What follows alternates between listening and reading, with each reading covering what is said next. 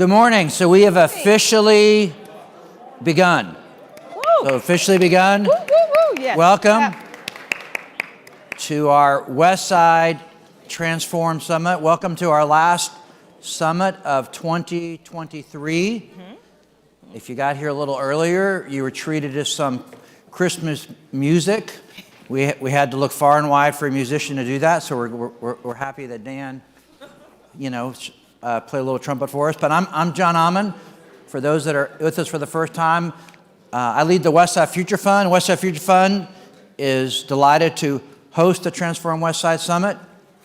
And should note that right now we are live on our social media feeds. And so you can see some cameras about the room, but we're live up on YouTube and Facebook. And when we finish this Transform Westside Summit, if you want to go back and look at it, it'll be immediately available when we finish the Transform Westside Summit. And I'm really excited. I'm here with my co-host, Ebony. Hi. Good morning, Ebony. John, good morning. How y'all feeling this morning? Y'all looking good. Appreciate y'all being here. As John said, my name is Ebony Ford. I am a very proud English Avenue resident right here on the West Side. I'm a very proud Hollis Innovation Academy parent. And I am a director at Quest CDC. Again, all here on the West Side, best side. Good seeing y'all. Hey, exactly. Yes. John? No, thank you. So I always like to start just by recognizing those who are here for their first time. So if you're here for your first time, and nothing's going to happen to you if you raise your hand, if you would raise your hand, all right, we want to welcome everyone here for their first time. Thank you for being here. Yes. As you'll see as we go throughout the program, a big part of the why of our Transform Westside Summits is to build community. And so by having new people join, it helps us to do that. But to give you an overview of what's going to happen this morning, and we'll finish everything up by 9 o'clock, but we're going to transition in just a second to a devotion from Reverend Guidry, the Dean of Sisters Chapel of Spelman College. So thank you for being here this morning. And then once we finish the devotion, for those that are new, one way we build community is taking the time to do self-introductions.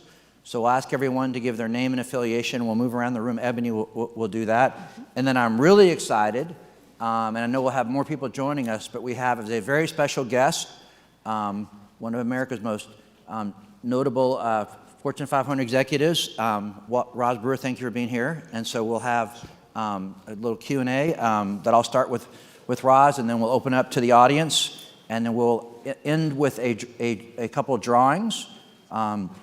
And so we got an exciting program here for you this morning. And I know that you want to go through some other things Absolutely. Real quick. I certainly would. We would also like to invite you all to subscribe to our monthly Impact newsletter. I guess, John, you're kind of in the way, but they could probably scan right. that. Staying in front of it. If you want, it's huge, but it actually does work, I believe. And also, you can go to our website, westsidefuturefund.org, to subscribe to that. We would also like to invite you all to stay connected with us.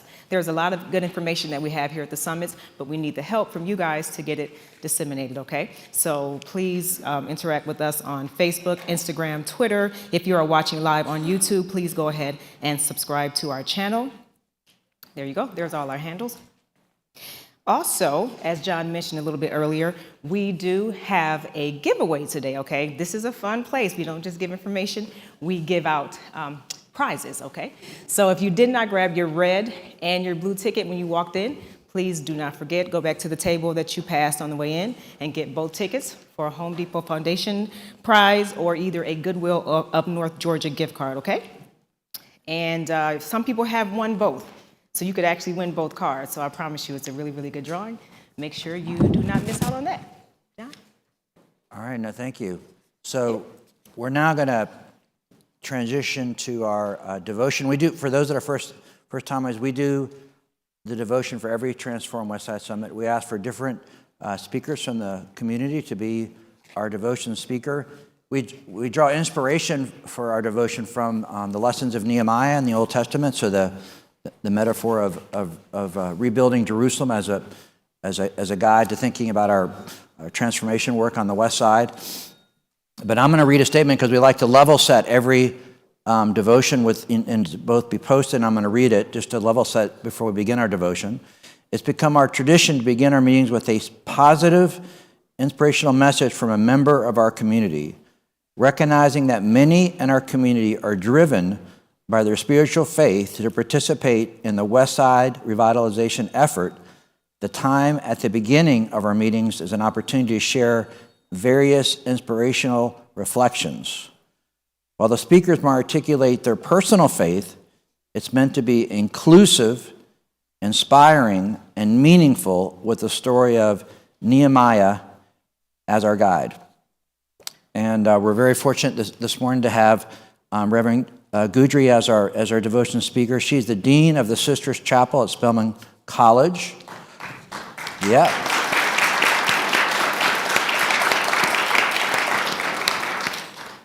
Her calling is to inspire and uplift Black women against the backdrop of systemic social and cultural anti-Blackness. And she's an avid reader and fierce advocate of historically Black colleges and universities, and a lover of African American people, history, and culture, and appreciating what an enormous difference that Spelman has made, not only to our West Side, but to our country. So we welcome you to lead in our devotion this morning. So I'm going to come on down while you come on up. Thank you.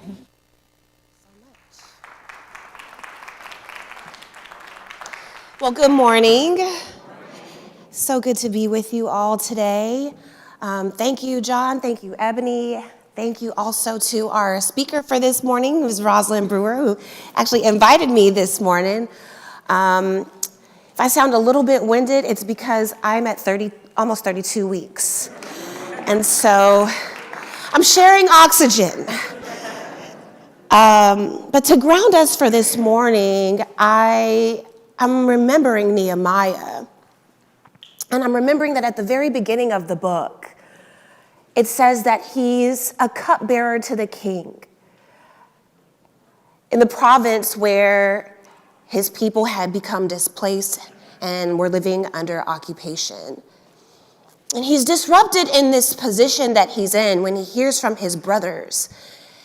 And he asks them about who remained in Jerusalem, his community, his people. He checked in, even though he had sort of found his way into this comfortable position, this good government job, if you will. He inquired, how are the people? How's my family? How's the community? How's the city? And his brothers give him a destitute report. And it's at that point that we begin to see that Nehemiah's heart was so interconnected with his people, even across that distance, so interconnected with their struggle, so interconnected with all the systemic and cultural and political and economic and religious oppression that they were still undergoing in the city, that he became so burdened that his countenance, his face became downtrodden, and the king asked, "What's wrong?" And when he responds, he says, "I am disturbed by what I've heard about my community." And he seeks permission to go back and survey the land and survey the community. He obtains all his permissions, gets all his paperwork together so he can have safe passage back to Jerusalem. And he's rebuilding the wall. First of all, we see that when he goes back to rebuild this wall, the first thing he has to do is he has to rebuild the people. As after everything that they've been through, they needed someone to gather them together, to place them on one accord, and to give them a renewed sense of mission and call, purpose, and identity. And so by the time we get to the story of Nehemiah rebuilding the wall, we see that the wall is just a symbol of a bigger project. We've got to rebuild our community. We've got to rebuild our sense of togetherness. We've got to rebuild our sense of our connectedness to God. We've got to rebuild one another. And we see that in accepting this call to rebuild the wall of Jerusalem, Nehemiah, he goes from being a cupbearer to the king to being an organizer of his community. He goes to being a community organizer. He goes to being a project manager. He goes to being all these various roles that uncovered all these skills and capacities that Nehemiah may have never known that he had. And we see that when it came time for the wall to almost be completed, that no one really believed that he was going to do it. And he begins to be taunted by some leaders from the occupied territory who begin to make up all these like superfluous lies about him and even like lying to his face about himself, right? It's such a fascinating story. And what he says in response is something that will always lay on my heart as sort of a motto for those of us who are focused on fixing our communities. He says, I am doing a great work and I cannot come down. I'm doing a great work and I cannot come down. He actually also gets a little bit petty with them, like, who am I to come down to your level while I'm doing what I know is a holy work? And so with Nehemiah's response to his detractors and his distractions in mind, I just want to invite us to ground ourselves in a similar ethic of dedication and focus and commitment to whatever the wall is, to whatever the community is, whatever the vision is that we have been called to rebuild. Amen? Amen. So let's take a nice deep breath in.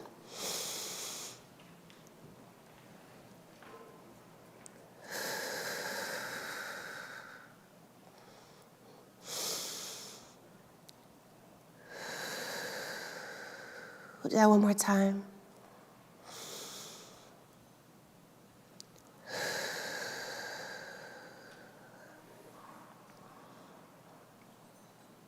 And I just want to affirm that indeed all of us are called to a great work, and we cannot come down.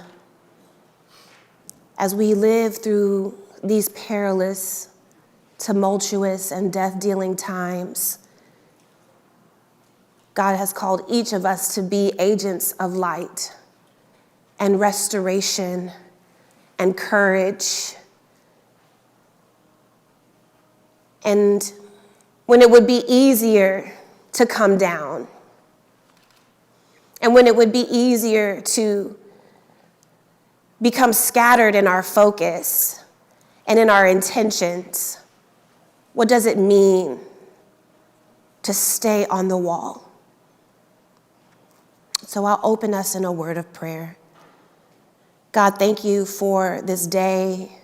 Thank you for this opportunity to gather together as folks with a shared sense of mission and call and excitement for the work of rebuilding. As we move throughout the day, we thank you that we are now here with open hearts, open ears, and open minds so that we can hear what it is that the Spirit would have us to hear today. The instruction, the wisdom, the inspiration, the guidance, so that we can remain on the wall, in the space, in the community, and not come down and not give up and not turn aside. Continue to mold our hearts into hearts of courage and hearts of fire. Help us, like Nehemiah, not to become so subsumed in our comforts that we cannot be moved by the pain of other people. And so in this moment, we gather ourselves together and we ask that you would just continue to speak to us. In all of your holy names we pray. Amen. Amen. Amen. Thank you so much.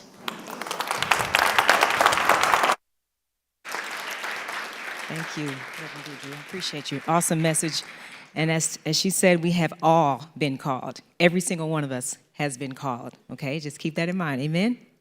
Okay, now here comes the time for you guys to take the mic and speak. Okay, so this is the self-introduction part that John spoke about a little bit earlier. Very, very important part of our program because it allows you to kind of see who's in the audience. If you hear of someone or they're with an organization that you would be interested in connecting with, this is your chance. Kind of remember where they're sitting and grab them before they leave at 9 o'clock, okay? So we are going to start right here. And we do ask, so that everyone gets a chance, say your name, who you're affiliated with, what company or organization you're affiliated with, and that's it, okay? So that everybody can get a chance, okay? I appreciate y'all. We'll start right here.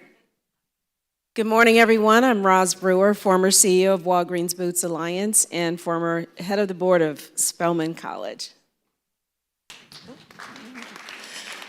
Good morning, Vanessa Barnes. I'm with Novellis. Good morning, Virginia Hepner. I serve on the board of the Westside Future Fund. Good morning, Kathy Waller, Executive Director of the Atlanta Committee for Progress and currently on the board of Spelman College and serving with the Westside Future Fund. Good morning. I serve on the board of the Westside Future Fund and also on the GO team of the Booker T. Washington High School. Good morning. My name is Aisha Thomas. I'm recent former chair of Quest Community Development, and I'm also a commercial real estate attorney with AJT Law.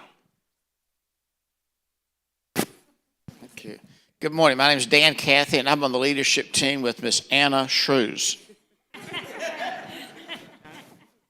Good morning. I'm Savannah Jordan, and I work in leadership development with Chick-fil-A. Good morning. I'm Anna Shrews, and I get to work at Chick-fil-A. Again, Neichelle Guidry, Dean of Chapel at Spelman College. Good morning. I'm Carol Waddy, Director of CSR and Community Affairs with Chick-fil-A. And I'm Ross Cathy, and I'm also with Anna Shrews Leadership. And I'm Darrell Ashore, recent participant in the Chick-fil-A retirement plan. Good morning, I'm Carol Williams. I too am on Anna Shrews' leadership team. I'm Kathleen Bryant. I guess I need to meet Anna Shrews. And I'm with Partners in Change, providing free life coaches for adults pursuing goals. Hi, good morning. Neil Shorthouse, also with Partners in Change, enabling personal, social, and economic upward mobility. Hi, good morning. Erin Thomas, Marketing Communications Director for the American Heart Association. Good morning. I'm Erin Stevens. I am the Development Director for American Heart Association here in Metro Atlanta. Good morning. I'm Zach Singer, and I'm just here to listen and learn. That's very important too. My name is Caitlin Behringer. I'm with Open Hand Atlanta. Good morning, everyone, and Merry Christmas. I am Thelma Renault, and I am a 50-year resident just in English Avenue. Good morning. I am Corey Bishop with Atlanta Volunteer Lawyers Foundation.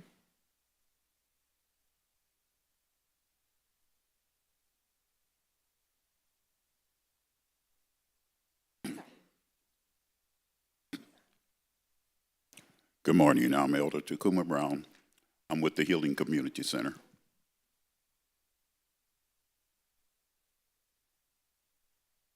Good morning, everyone. My name is Sandra Bush, and I'm a resident of the Booker T. Washington neighborhood. Good morning. Happy Friday. My name is Anthony Bellows. I'm a longtime Westside resident. Good morning. My name is Camille May. I'm a graduate of Spelman College and a Westside resident. Good morning, everyone. Liz Loretti, Chief Development Officer at Girl Scouts of Greater Atlanta. Good morning, everyone. My name is Tracy Bates. I'm a resident of English Avenue, and I get the opportunity to serve as president of the English Avenue Neighborhood Association, on the board of Historic Westside Gardens, and president of Historic Westside Cultural Arts Council. Good morning, everyone. I'm Reverend Dr. Leroy Wright. I'm the pastor of First Thessalonian Missionary Baptist Church and a friend of Anthony Bellows. Good morning. My name is Craig Summers. I'm a training and development consultant, but more importantly, a member of Bridging the Gap Ministries, which is a racial harmony men's group. Good morning. My name is Bob Dickinson. I'm Executive Director of the Steam Sports Foundation. And since Craig brought it up, on the board for Bridging the Gap Men's Fellowship. Good morning. Good morning. I'm Catherine Ledley, currently unaffiliated, but I'm an educator. Just moved back from Cairo, Egypt. Okay, hard to follow that. My name is Caroline Ledley. I'm with the Southeast Region Office of AmeriCorps. Hi, my name is L. Tika Carr, and I'm an owner of a body sculpting business called Killer Curves. My name is Alfonso Smith, proud graduate of Booker T. Washington High School, 1978. Good morning, Beverly Daniel Tatum, and pleased to say I'm the outgoing board chair of the Westside Future Fund, passing the baton to T. Dallas Smith, and pleased to be also the 9th past president of Spelman College. Hi, my name is Tanya Russell. I'm a store manager for Walgreens. Hello, my name is Kelly Wiles. I'm a store manager for Walgreens. My name is Nicole Evans Porter. I'm a store manager for Walgreens. I'm Evan Karanovich. I'm the chairman of the Walgreens Manager Fan Club. Hello, Ivan Gaskin, graduate of Morehouse College, Vine City resident, also an affordable housing developer. I do that under the umbrella of Good Dirt. Good morning. I'm Dale Ianides. I am a former instructional coach for APS, and I am now the founder and CEO of School is In, a nonprofit that serves Title I schools that do not have foundations or PTAs. Good morning, everyone. My name is Chanel Frazier, and I'm the head of Black Rock Atlanta. Good morning. I'm Kadira Abdurrahim. I'm head of community strategy for Black Rock Atlanta. Good morning, everyone. My name's Dinah Claudy. No affiliation, but also here to learn. Hi, good morning, everyone. My name is Naila Ellis. I'm a Westside resident. Good morning. I'm Ashley Todd. I am in development for St. Jude Children's Research Hospital, and I'm a resident of Ashview Heights. Good morning. I'm Ivan Rouse, and I have a small business, ACIG Construction. Good morning. Marquita Sanders, new to Georgia. I actually work with Lowe's, interested in partnering and sponsoring an organization, and here to help.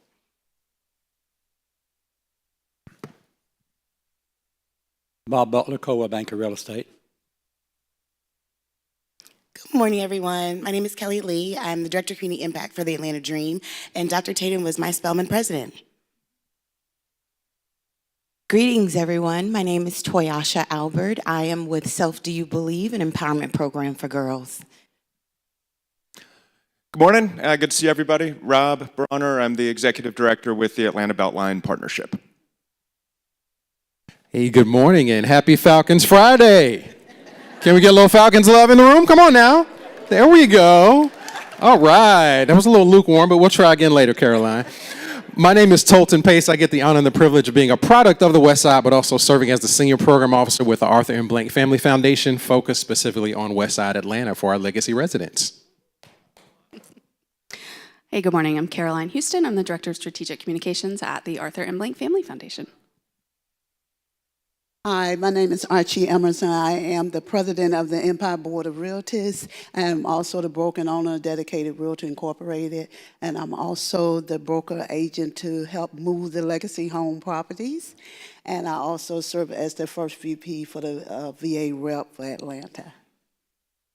Good morning, everyone. My name is Claude Gatlin. I'm with Atlanta Area Council, Boy Scouts of America. Good morning. My name is Naomi Green. I am a Westside resident and also work for On Board, which is a women in leadership nonprofit.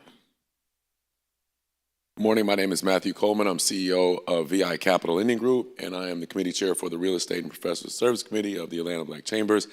And this sweater is for a ugly sweater contest at noon.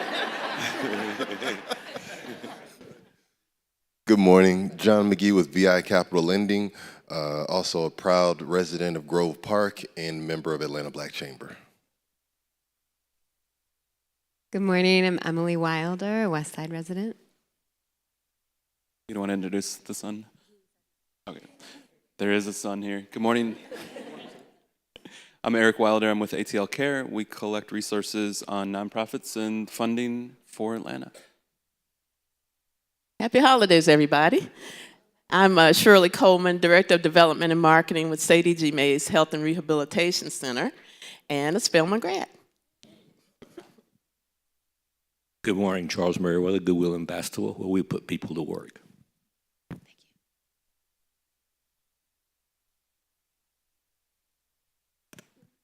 Good morning, everyone. My name is Ingrid Thompson. I'm the CEO of Nehemiah Project, Community Development Corporation. We do home repairs for the city of Atlanta for low-income homeowners, and I'm also on the board of Georgia Act. Good to be here. Good morning. My name is Tony Wimby, and I'm a board member of the Nehemiah Project. Good morning. My name is Brian Wismer. I work for the City of Atlanta in their new Neighborhood Economic Development team. Good morning, Britton Edwards. I am the COO of Atlanta Way 2.0. We're a new nonprofit, and we're working on some historic preservation projects on the west side. Good morning. My name is Akeen Irish. I'm currently working on a project to bring an activation to Cook Park, so that's coming up in February. So how's everyone? I'm the youngest thing here. Good morning, everyone. I'm a resident of over 50 years, and so I think I'm the youngest here. Good morning, everyone. My name is Hattie Pollard. Good morning, everyone. I am Muriel Murphy, and I am a resident of the West Side. Good morning, everyone. My name is Marion Dabney, and I'm a resident here on the West Side. Good morning. My name is Veronica Mount. I'm president and founder of Land of Promise, and we focus on food insecurity. Good morning. I'm Mandy Eatson with Self-Help Credit Union. We're opening a branch in the West End next year and looking to finance deals, too. Richard Taylor, Arc Capital Partners. Good morning. Bill Bowling from Food Well Alliance. Hakika Bowling. I'm a retired professional school counselor, activist, and convener of circles, and married to him. Good morning, all. I'm Myron Williams. I'm an associate professor of chemistry at Clark Atlanta University and senior advisor for the HBCU Green Fund. Good morning. I'm Karis King, and I do community programming with the Home Depot backyard at Mercedes-Benz Stadium. And the only person I've ever gotten from my team to come here, so okay, give it up for that. Sean Watwood, I do corporate partnerships for the Home Depot backyard at Mercedes-Benz Stadium and proud English Avenue resident.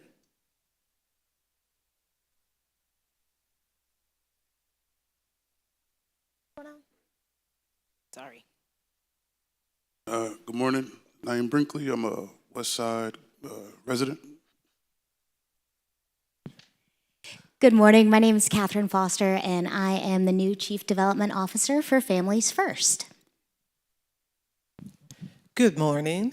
I'm Leila Gill, a member of the Empire Board of Realtors and also NID Housing Counseling Agency. Good morning. I am the Parent Family Engagement Liaison at Hollis Innovation Academy in the Washington Cluster, and also have a nonprofit called Divine Step that serves the family in the Washington Cluster. Good morning, everybody. My name is Frank Morales. My wife and I are green affordable housing providers here in the West End. Good morning, family. I'm Tillman Ward with Community Resources of Atlanta, and also lifelong resident of historic West Side, where we are firm believers that it's never too late to be a part of something great. We'll get the, excuse me, you guys, excuse me. We got the West Side Future Fund team back here. Good morning, Danita Knight, President and CEO of the YWCA of Greater Atlanta, and I'm going to say it again. We're bringing back the Phyllis Wheatley West Side YWCA in 2025. You walked in just in time.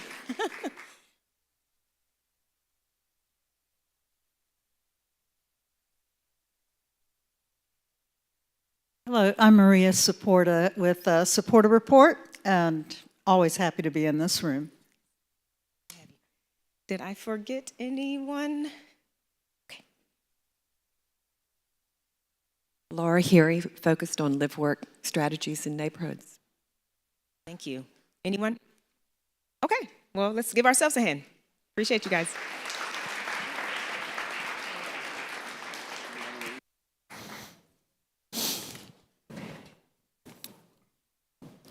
All right, well, thank you for taking the time to do that. For those that are new, hopefully, and those that are repeat, one of the things I really love about the self-introductions is you know, people show up and all of a sudden, hey, that's an idea I can maybe help with, or that's something I didn't realize that resource was there. So we really encourage you, if some of those thoughts occurred to you, that after our Transform Westside Summit, you know, to follow up on that, because we've learned one of the most powerful parts of the work that we're collectively doing is how we strengthen our relationships with one another. And a lot of the great work that has come out of the West Side have come out of the relationships that have been built at these Transform Westside Summits. So thank you for taking the time to go through these self-introductions. We appreciate it. And I'm now delighted that we're going to move to the next part of our program with our very special guest. And as maybe you can all welcome her as she comes on up, please. Thank you. Appreciate it. Please. So we're very excited, and also thanks to Dan and Kathy who helped facilitate this today. But a couple points. You're a Spelman college graduate, so if you're somehow affiliated, a graduate of Spelman, work at Spelman, well, let's give a big hand raise for all Spelman folks here today. We know we got a strong Spelman showing. So thank you. And I was sharing with Roz earlier that one of our best folks in our pipeline for home ownership are folks that are affiliated with Spelman. But Roz is a first-generation college student who started her career as a chemist at Kimberly-Clark. She became the only African-American woman CEO of a Fortune 500 company, Walgreens. And she has a commitment to marginalized communities through the creation of diverse and inclusive workforces, and has been a consistent theme for her in all of her leadership roles.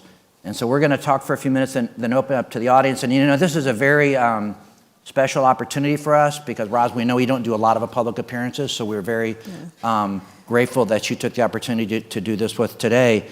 And to start, just to help folks learn more about you and get to know you, and do you want to share just a bit about your upbringing and the path that took you to where you are today? Sure. So, John and everyone here, thanks for, I feel like, welcoming me back to Atlanta. I haven't, always been able to spend as much time here, but I will say that even after graduating from Spelman, I always kept residency here in the Atlanta area. So I know many of you all in the room, but I love this city, and I'm glad to be back and get grounded here. And to Dan and his team, thank you for, Dan keeps me aware of everything Atlanta that I should know. And then he also pulls my coattail on things that I'm falling short of. So I appreciate everybody needs a Dan Cathy in their life. But for me, my story is absolutely embraced in my parents and my upbringing. And I can only tell my story if I talk about George Gates and Sally Sty Gates, my parents, who are now both deceased, but they came from the Southeast. My dad from Bessemer, Alabama, my mom from Andalusia, but we ended up being raised, the five of us, me and my siblings, in Detroit, Michigan. So yes, oh really? Wow, that's cool. So the whole, idea of, what happened back, in years past is the migration to an industrialized community called Detroit, Michigan, the auto industry. And both of my parents worked in the auto industry. And they, was very fortunate for them because neither of my parents finished high school. And so 10th grade education, the both of them, my dad, run out of Bessemer for all the reasons that we know Black men couldn't really progress there, and my grandparents had to get him out of the city of Bessemer, Alabama, and he migrated through Gary, Indiana, up through Harlem, and then into Michigan, and found work and met my mom. And so I'm the youngest of 5 children. And I tell you what, my parents were unwavering on the expectations for us. And it was interesting because their expectations weren't, are you getting A's or getting B's? It was around discipline. We were the children that did not sleep past 6:30 in the morning. And my dad had this saying, he said, do you know how long the white boy's been awake, right? And so he was like, if you plan on getting ahead, you need to get up. And so we had chores every day.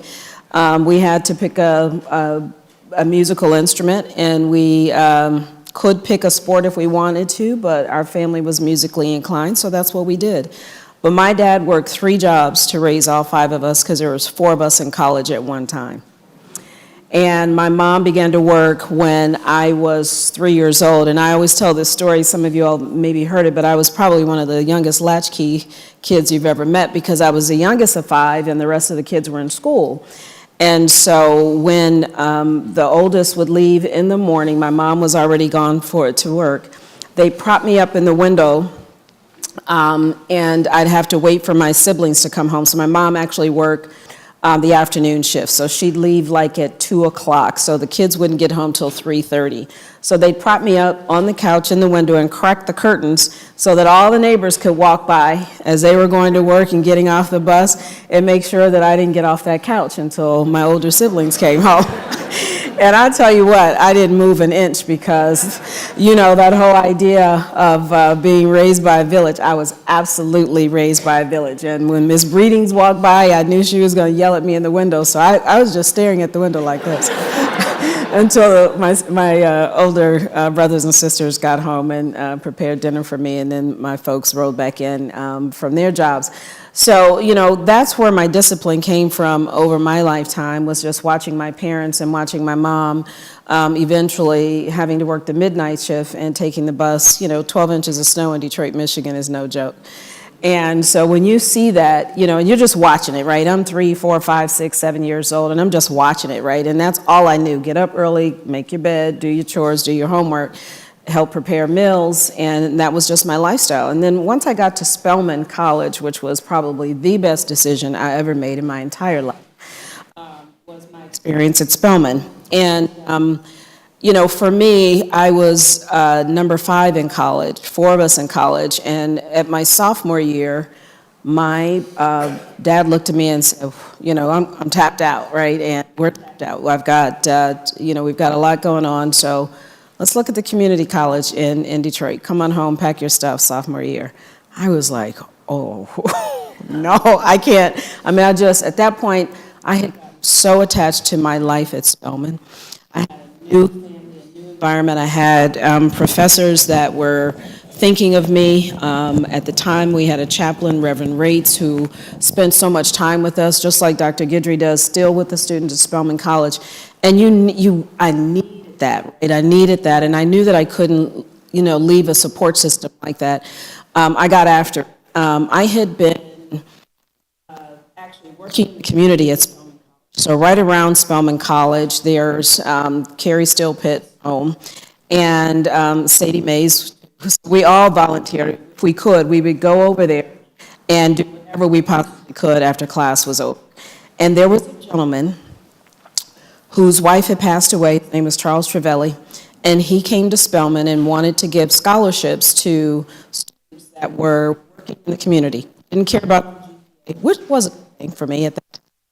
And what I learned was Mr. Trevelli extended a full scholarship for me through graduation if I stayed engaged in the community. And I was already committed. And so that wasn't a hard one for me. I gladly took it because I was already there. That's all I ever knew.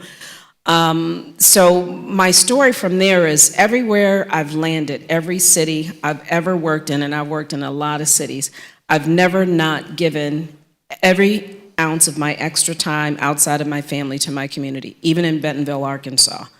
I ran the Northwest Arkansas Community Council and wrote the 5-year strategic plan for 5 communities that they lived off of to this day, and awarded them things like airport gates and things like that. So big projects, small projects, wherever I am, all the way through to my most recent responsibility in Chicago. So I love to combine my corporate leadership with community because I am absolutely clear that these jobs cannot be done in singular focus. So, I've always tried to be that person to bring public and private together. And as my career progressed, I brought in Washington. And so I've done a lot of work on the Hill. I'm currently on 2 advisory committees for this administration, the Advisory Council for Export, and then the Advisory Council for the African Diaspora. And both of those gives me a chance to say what communities in this country can benefit other countries and vice versa in both of those entities. So the work doesn't stop for me, but that gives you an idea of my story and how I have gotten to where I am today. Now I missed one thing. I married my Morehouse sweetheart. I've been married for 36 years, John Brewer, and I have 2 children.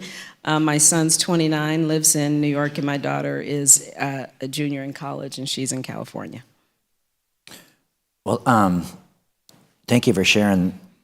Talk about Spelman for just a moment, maybe kind of a 2-part. Like one, like what, thinking about your upbringing and your living mission, like, why Spelman, I guess? And then another part of that question is, clearly it had a major impact as you stayed engaged, including chairing Spelman. So talk about that too. Why is Spelman continue to be so important to you? Yeah, so I came to Spelman. So first of all my siblings went to schools in Michigan. It's great schools there.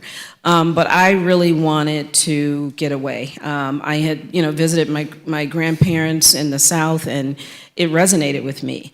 Also, too, I had applied to only 2 colleges, Lawrence Tech, an engineering school in Detroit, and Spelman College. And so it was an easy choice between those 2.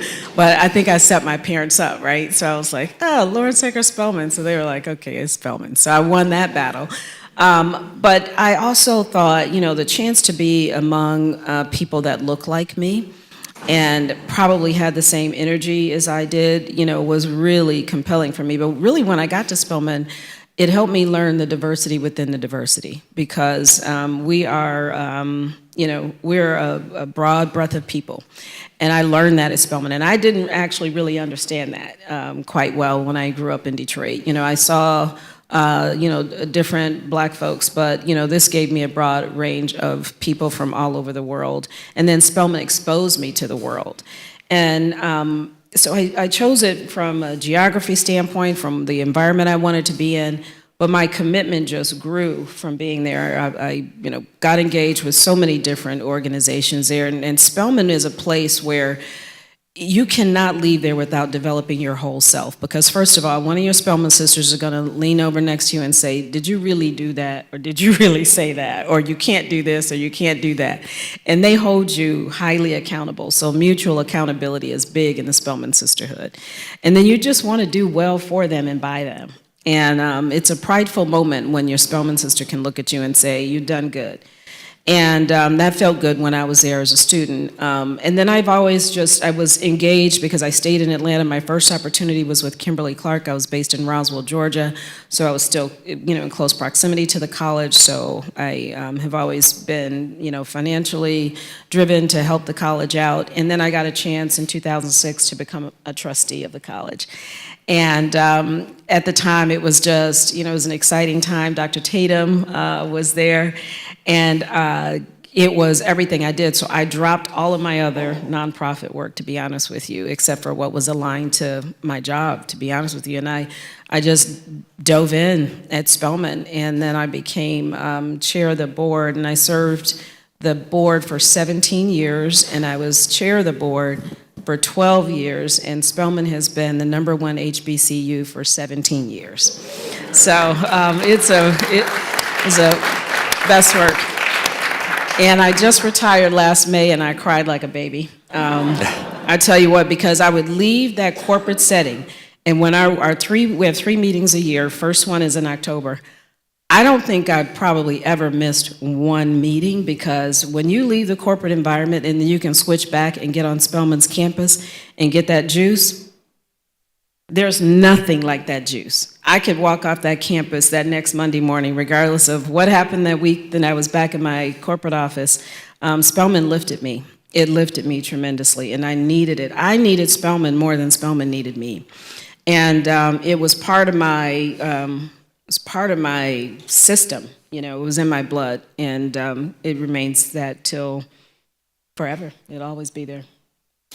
Well, the kind of a next question, because you went to Spelman for folks that looked like you. Clearly, you spoke of the energy it gave you, and as you became a top executive at Walgreens, at Sam's Club, at Starbucks, you were around folks that didn't look like you. Correct. And so talk about some of the challenges in that position. I think, and this was an interesting part we want to ask you, is also because there's not just how you did that, but how you projected the confidence that you needed to be, because you were in these top leadership Yeah, so John, you make a good point. I left an environment where everyone looked like me, and then into a multicultural environment and white male dominated. And I will tell you that what it helped me do was I was so grounded, unwavering about who I was. I absolutely knew who I was. I knew what I was made of. A lot of self-awareness. I knew what I was good at and what I wasn't good at. And I was able to develop strong teams around me because of that. And then I was able to create sort of a leadership momentum around authenticity, because I always showed up the same.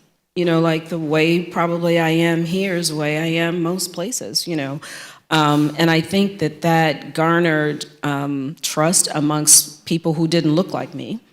And then when things got tough, I probably was the one who had a lot of staying power, because I had been grounded through my upbringing. And so these corporate jobs are tough. And, some people haven't been through the trenches.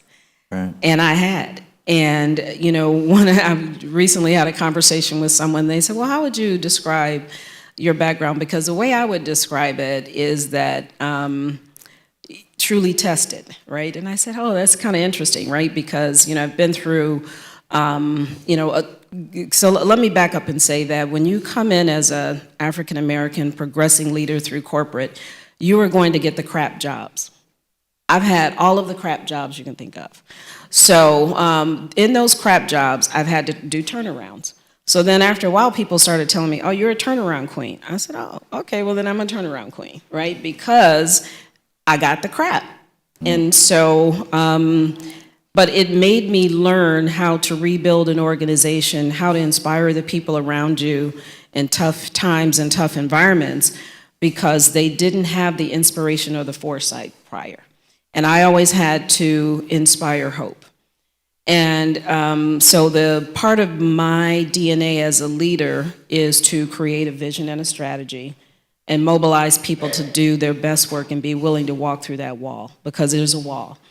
And so sometimes that's hard when you're an African-American leader, but then it's also welcoming, because I've been in some big environments. So, working for Walmart, the largest corporation in the world, living in Bentonville, Arkansas for 5 of my 10 years there, you have to reach out to people. And I think I allowed people to get to know me.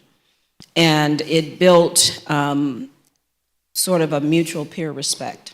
And I think that's when I began to see my career progress. The more I was grounded in who Roz was, the more people rallied behind my leadership. Well, just thinking as you were given these crap jobs, how did you, and I can imagine, sometimes the way you might have been treated, how did you not develop bitterness? Like, how did you stay your authentic? Yeah, I don't like negativity. That is such I learned early on, because first of all, I started off very insecure in my roles. I remember when I first joined my first company, Kimberly-Clark, I never thought my voice mattered. I'd be sitting in the back room and people are answering my questions about my part of my responsibility. And, after a while, I just got angry, and I was just like, I started blurting out answers. I was like, why did I scream like that? And so, but, it was part of me like, ooh, I'm mad at myself. Not so much, the environment can hold you down only as far as you allow it to. And so after a while, I started getting angry with myself. Well, I started off angry with the environment. I was like, no, this is about you. You did the work. You knew it. They looked at you. You didn't answer. That's your fault. So but the way for me to do it, I just started blurting out. But then there were people who saw that I kind of knew something and would then call my name. Well, Roz, what do you think? And I'd be like, wow, they said my name. There's somebody knows me. They noticed me, right? But it was because I started blurting out and opening up, but I didn't feel good about myself until somebody would speak my name, because you just want to be seen and heard, right? I didn't need a big star on my forehead. I didn't need anybody to come, bring me my coffee. I just wanted somebody to see that that's my work. I did it, right? And so I got around that, and then I began to get sponsorship from people who pulled me through, and I needed it. And I think that's, part of what allowed me to begin to progress and move on in my career. Now, thank you. Maybe we'll do one more question, and we'll open it up to the audience, but especially for the women in the audience today, who for women that are still very much a male-dominated environment, as I sit here and lead these questions. So it's okay, John. You're doing the right work, though. What would you, for women, struggling to work and what can be more of a male-dominated, what advice would you have? So, for women, I would say first and foremost, try your best never to assimilate, right? And I know it might be hard because you're likely going to be the only one in the room, and you'll pick up skill sets and little tactics, and even you'll start speaking some language that's not your natural language just to, fit in. Fight that fight, and as best as you can, look at your best qualities and try and bring them forward, and feel okay about it. And when they're rejected, which they will be rejected at some point, then you make the decision that, maybe this isn't the right place for me, and find your space, right? Because there's a space there, for sure. But give it a good try, but try your darndest not to assimilate, because as soon as you try and lead a team and they realize that, okay, Roz, I need you to take, let's all get together and take this, this proposal to the Hill, right? Let's get it all the way through the organization. And my team would count on me to do that. But if they see that I go in that room and acquiesce and walk out without the deal, they're going to stop following me. So you have to, people have to know who you are, so that they can count on you to lead them and get the job done and get these decisions over the hill. They know what you're up against. But once you start assimilating, you've given up the card. And if you find yourself going there, you will go there. Pull back. Just keep pulling back into your center. Now that center, if we can talk about that for a little while, is that I find that some young women that I mentor don't spend enough time in the self-awareness mode. What am I good at? What am I not good at? Because we're not perfect. Some of us have a very, what I would say, siloed experience or profession. And so you know that about yourself. And if you want to expand, then who are you going to wrap around you, right? How are you going to build the people around you? Not even if you don't run a team. Let's say you have nobody working for you and you're with someone. Who are you going to kind of buddy up to say, I need to learn how you know all these financial things. Teach me the financial metrics. Teach me, insurance. Teach me all these different things. And people will, peer mentor, and you do the same thing. So, but what I say is just try and go in there and fight every day to be who you are, but make sure you know who you are so that you can be consistent. People can count on you. So stay true to yourself. Stay true to yourself. Well, thank you. We'll transition to some questions. So raise your hand. I don't know if we'll be able to get to everyone. Mike, we brought you in kind of in the spirit of when she said, make sure we know who each other is. Why don't you give your name when you start to, right before you ask the question. So someone is bringing a mic to a first raised, is it here? Okay. Sorry.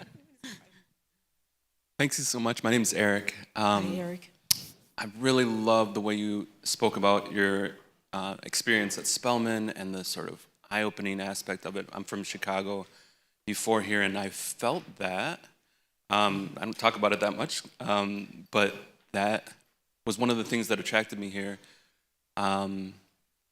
that you could feel in the air that Black folks didn't need to represent a monolith, and there was something really special about the organic, quirky, broad, complicated space here as a result of that, for whatever reason, whatever the dynamics were. Do you feel like that is still the case, that Atlanta is almost unique in its ability to create that space, or is that something that is growing across the country? So Eric, we just talked about this, John, this morning about actually Chicago versus Atlanta, since I live downtown Chicago. Let me just say, Atlanta is unique and it remains unique in that way. I've been in a lot of cities and I've not seen such strong blending, collaboration between people that don't look alike. And it goes from, I mean, you can go to the best ballrooms in Atlanta and they're mixed.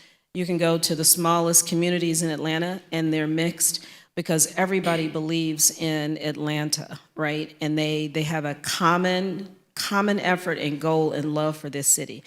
And I'm telling you, I've lived in a lot of metropolitan cities and I've lived in cities that have had a lot of strife, like Seattle.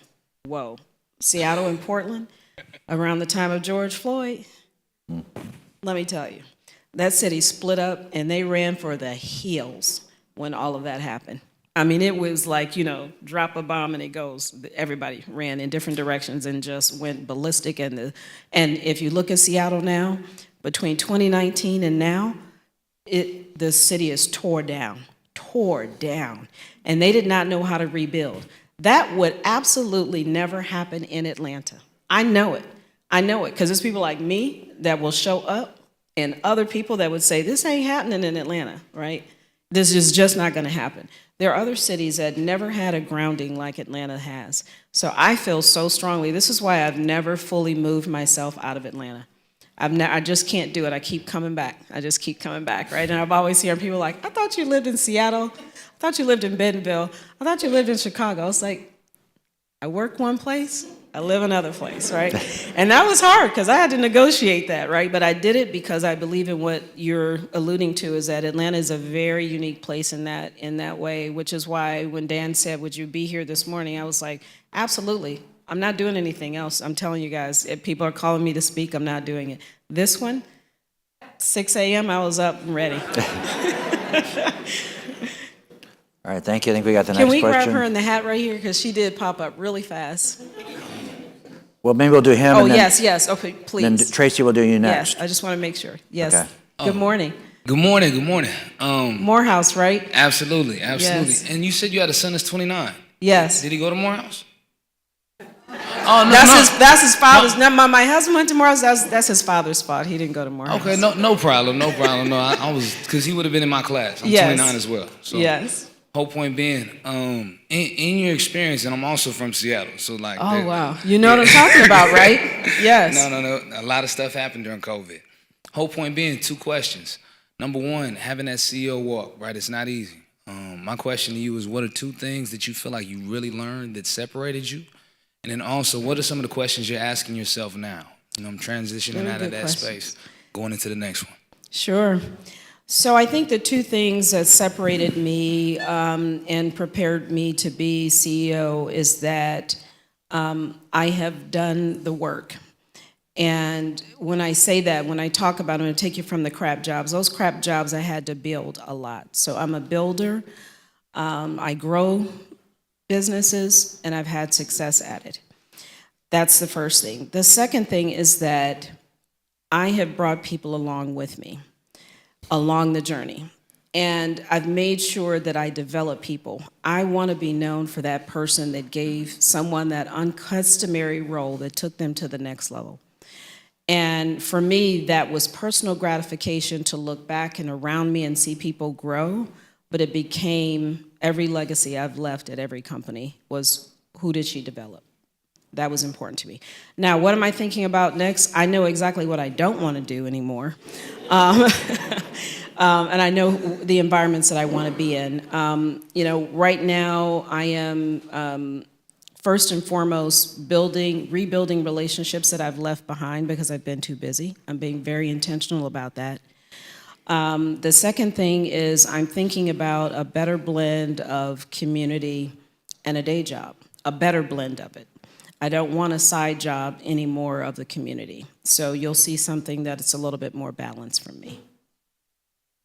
Thank you. All right, Tracy? My name is Tracy Bates, and I'm going to try to be brief.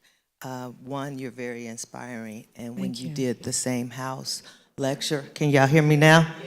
Okay, I can talk louder because I'm just very excited and trying to be as humble as I can be because you're inspiring. Number one, same house lecture was wonderful. I wouldn't have known you otherwise. Two, so keep doing public appearances. But anyway, two, you're connected and you remain connected with Atlanta. So maybe there's a possibility you will be here and we'll make the impression that you want to make on this community, the Atlanta community. Thank you.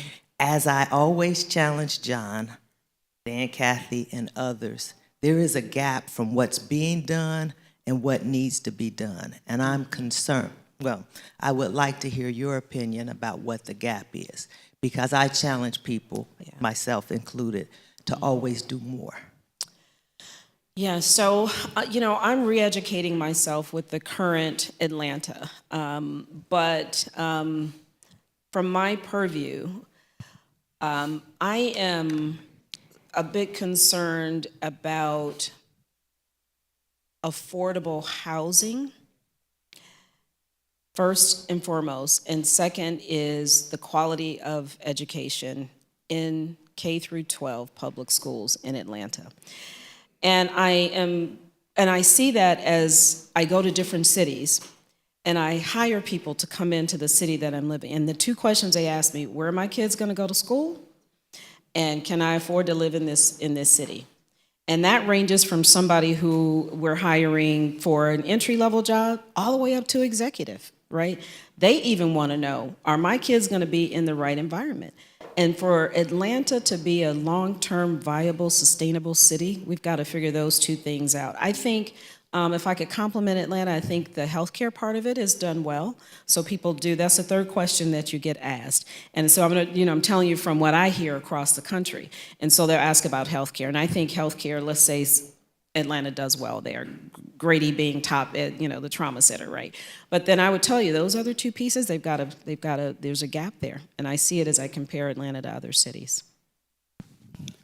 Good morning. I'm Reverend Leroy Wright, proud father of 2 Spelman graduates and a Morehouse man. My question is a little different. Mm-hmm. How did you juggle the moving, the career management, your husband, and pregnancy and the children on your way up? Yeah, that was, oh, wow. Okay, Rev, you got me on that one. Let me just say, I have had a lot of titles, but I know this sounds quirky, but my most treasured title is mom. And I tell you what, my kids, it is so funny how you go full circle. And that is something that when I would take every moment I could to be with my family. And that's why I sometimes would move ahead of them. So like when I moved to Seattle, my son was away at college, my daughter was still here. It wasn't a good idea to move her, but I came back and forth. I flew back from Seattle every Friday and then went back Sunday night or Monday morning because she needed me, right? And the company was complaining and I was like, if you don't like it, do something about it. So, but if you like my work and my daughter is loving me, and that's it. So I made some sacrifices that some people don't see. Like I probably could have attended a lot more glorious events. I didn't do any of that kind of stuff, right? I didn't do a lot of the outings because that was my family time. And I made sure that people understood how important family was to me and trade-offs. The other thing is just having the conversations with my family about what this life was going to be like. It did allow me to expose my children to change. And change is really good if it's, if you can keep it progressive and it's positive and inform your family about things. So we would have a lot of deep talks about why is mom doing this? And, even now, so this week I was in New York. I had a meeting up until like 9 o'clock, 9:45, my son knocks on the door. stays on my couch till 1 o'clock in the morning. We talk girlfriend, we talk grad school, we talked his current job. Before that, we had been through half a bottle of wine together, But, mothering never changes. And it's moments like that that I'm reminded that along the way, I left some good chips. And I didn't sacrifice my family as much as I was heartburning over the time. But it was about trade-offs. About the extracurricular things that I chose not to do and stay close to my family. And I had a great husband who decided to delay his career too, so that's the other thing. So he, when I tell you stay-at-home dad for a period of time in his career, he did the thing, he really did. We decided how we wanted to raise our kids, education first. My kids were double athletes and he was there for them. So it took both of us. Hi, Roz, Liz from Girl Scouts. Hey, Liz. I just have to say you are an absolute trailblazer in so many respects, from being a woman in STEM to being a woman in the C-suite. There's a lot of talk about gender equity, gender parity, but girls are still underrepresented in STEM. Only 1.8 of all philanthropic support goes to women and girls organizations. And for the first time ever in the history of the Forbes 500, women CEO representation finally got to 10%. So what can we do as a collective to ensure that girls are getting the same leadership opportunities, that girls are going into the STEM pipeline, that girls are going into C-suite and leadership positions? How can we invest in the future? And I think you gave some really beautiful examples of how you were able to tackle that, but what can we do as a collective? Sure. So, it's great to see organizations like Girl Scouts to migrate to even talk about STEM, right? Because when I was a Girl Scout, it was more about, we did a lot of fun things, but never did it get to that point. I will tell you that one is to give these young women the confidence that they can do it, because once they get in the corporate world, they're going to get shaken by that, right? Their confidence is going to be shaken, but let's build them up very early on and challenge them to do those things. What I'm enjoying seeing is a number of summer camps that are coming up that are just in math and science. And when we moved to Bentonville, Arkansas, I put my daughter in a school for math and science. And when she came back to Atlanta, her capabilities were just through the roof. And so we need to continue to encourage and find those programs and initiatives and get these young women in there, because it makes a difference. That field is wide open for women right now at all levels. It's underserved, and we've got to start early to get them along, and it starts with building their confidence in that space. Absolutely, thank you. All right, I think we have time for one more question. So Totha's going to make a quick comment and then one more question. Okay. Right. Just wanted to connect the dots. Good to see you, Roz. Good For to see those you too. West Side residents in particular in the room, and those who are invested in the West Side's growth and continued development, honoring the legacy that Roz has the opportunity. She serves on many boards, but I get the honor and the privilege of working with her. She serves on the board of our foundation at the Blank Foundation. And so she is deeply invested in West Side work, particularly she spoke about housing affordability. And so I just wanted to make sure that folks in the room were aware of that, outside of course, your Spelman commitment, which is physically located on the West Side, that you are engaged in a whole different way for the cause of the people. That's right. I've been involved for probably more than 5 to 7 years with Bill Bowling, who's back there, as well as a trustee of the foundation. Thank you for reminding me and bringing up that great comment. Thank you. Ms. Brewer, thank you so much for sharing your story. Very inspirational. There are several things that you said that are music to my ears. One was self-awareness, authenticity, and voice. As a woman who works to empower young girls, and hearing you illustrate your magnanimous professional climb, how important is knowing who you are as it relates to youth development and your mentoringship experiences? On a scale of 1 to 10, if that would be helpful, I say it ranks pretty high. It's that 8 kind of level on a scale of 1 to 10. And I say that because you're going to get told who you are a lot of times. And you've got to sit quietly in a mirror and say, does that really reflect who I am? Do I like what I'm hearing? Do I understand that? Do I know that to be true? Is it a perception or is it a reality? And I'll give you an example. All of us have had evaluations, your job evaluations. And sometimes you kind of give off an air of something. And you may not even realize you're doing that. But that perception becomes reality over a while. And you've got to sit with yourself as an example and say, but I know I'm better than that. Or I'm willing to improve that. Or someone has given me some feedback that I need to deal with, right? And I think we need to deal with it. And sometimes it may not be the truth of who you are internally, but there's something that you're doing that is giving off that reflection, right? So it is something that I say takes time to get comfortable with, to evaluate, do I want to put that in my ethos? They said I was X. What am I doing to project that? Because it's some, they said it, right? So what are you going to do about it? But I don't think that we spend enough time just sitting quietly saying, what did I do to get that kind of feedback, right? And then it makes you self-evaluate. Every time I get an evaluation, I listen intensely, because sometimes, back to the question about being a parent. Sometimes I was bringing my parent hat on. You got thrown up on in the morning and you got to change clothes before you get there. You get to the room every morning and you're yelling at your team, right? And so then your team will give a 360 feedback, she's abrasive, right? And so then I have to say, well, I'm not abrasive. I love my team. What? How'd you say that? I'm feeling so good about everybody. How am I abrasive? I was bringing my home crap to work, right? And so I had to fix that because that wasn't who I was.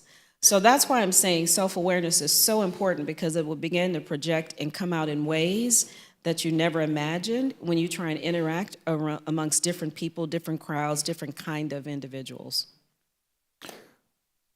Well, I think we're about at a time, but I want to, clearly the way you conduct yourself here this morning, you model what you advise, and your authenticity clearly just is so strong, and your thoughtfulness of your answers, and the candor of your answers. So let's give her a big round of applause to thank her for. Thank you. Thank you. Thank you so much. Thank you. Oh, wow. Thank you.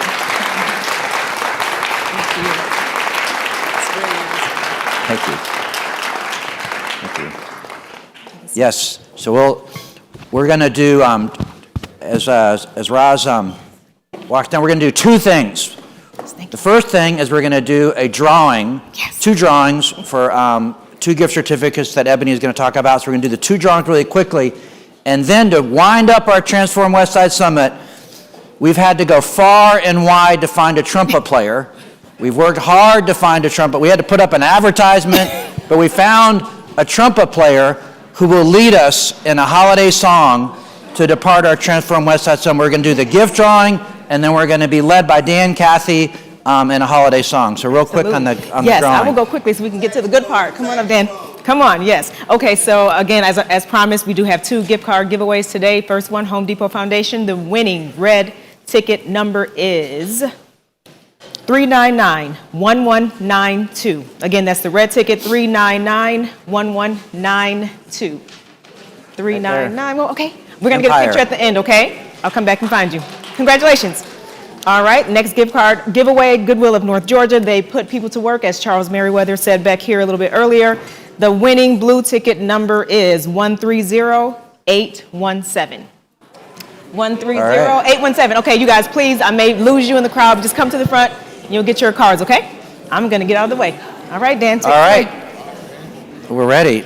Well, all right, we're ready. Here we go, folks. So I'm going to invite all of my Chick-fil-A family to come up and join us here. So Miss Anna Shrews, that you've already heard from this morning, and Savannah, Darrell, come on up. Ross, Carol, come on up here. Who else we got? We got Carol Waddy. I saw her here this morning. Carol, where are you? This is the Chick-fil-A choir. We're going to sing. Everybody stand up if you would. We're going to do Joy to the World. And let's sing it like we really want to bring joy to the world. Isn't that not one of our challenges that we have here at Westside Summit, is to bring joy to the world, is it not? And so let's sing like that, and then we'll do wish you a Merry Christmas. So here we go. And you got to join me here. Let's have some singing.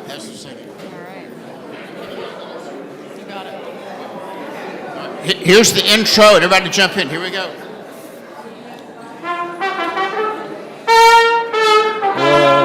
The Lord is come.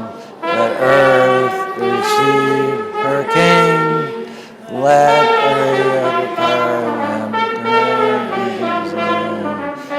and nature sing, and heaven and nature sing, and heaven and nature sing.